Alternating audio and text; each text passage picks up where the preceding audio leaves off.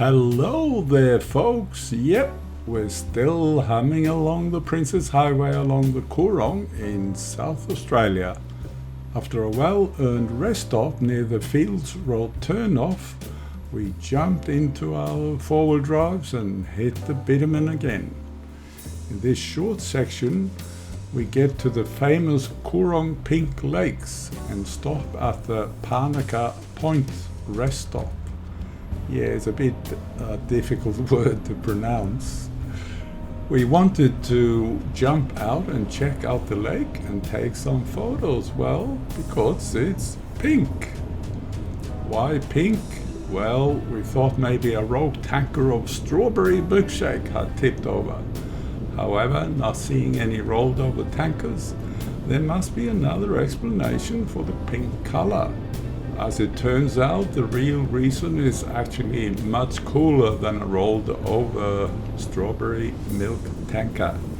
It involves tiny things you can't even see. Not invisible, but very tiny.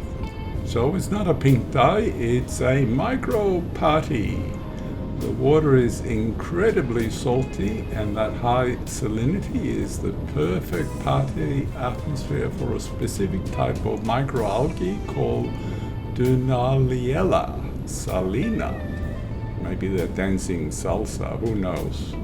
When the party-going algae gets stressed by the sun, which by the way shines a lot here in Australia, and combined with the high salty levels, it starts pumping out a red-orange pigment called beta-carotene. Yep, it's the same stuff that makes carrots orange, so yuck, we're not going to eat this though. Now this red-orange pigment combined with the pink-colored salt-loving bacteria called halobacteria, which thrive in the crust of the lake, creates that absolutely unbelievable vibrant pink hue.